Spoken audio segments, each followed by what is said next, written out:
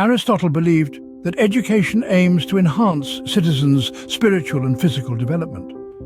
Individuals develop moral habits and attitudes through proper education and daily exercise.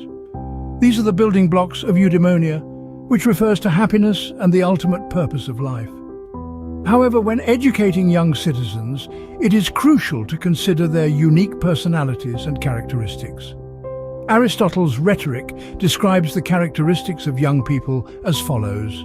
Young people have strong desires and are capable of pursuing their goals. However, when it comes to desires related to their body, they primarily seek out sexual gratification and may find it difficult to control themselves when it comes to love. They tend to be fickle and easily satisfied. Their desires are intense but short-lived. Their appetite is strong but fleeting, like that of the sick.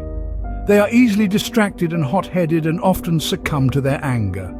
They cannot resist their impulses because their love of honor prevents them from enduring contempt, yet they become outraged when they feel wronged.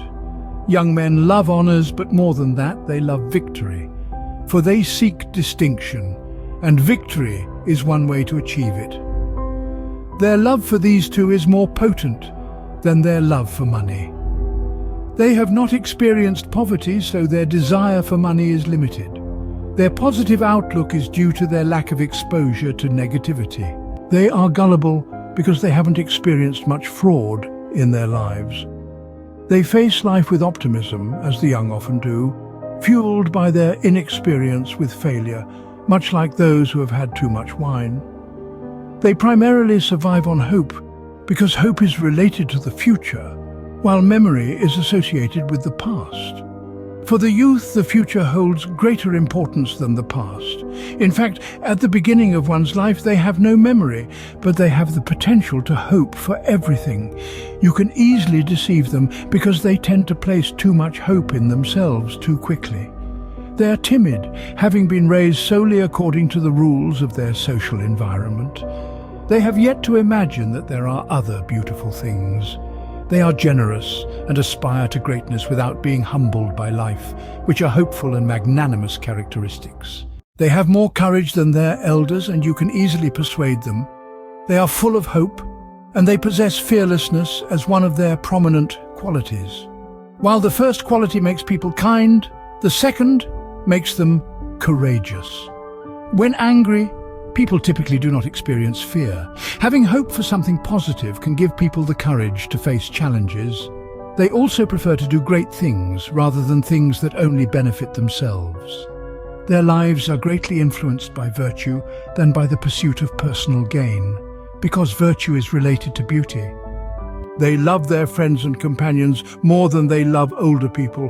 It is a pleasure for them to reside in the company of friends. However, they do not judge their friends, as there is still nothing to evaluate based on interest. All their actions stem from excessive emotions. They feel love and hate intensely and therefore behave extremely.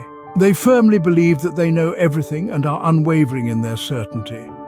This is the reason why they do everything to an excessive degree. Their wrongs stem from their tendency to offend, not harm. They tend to feel sorry for others because they believe everyone has an inherently good nature, or at the very least, better than their actual nature.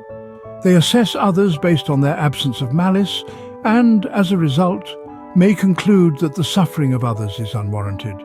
They also enjoy laughter and joy, so they are fond of teasing. In contrast to younger individuals, older individuals tend to have a more cautious approach and a different perspective.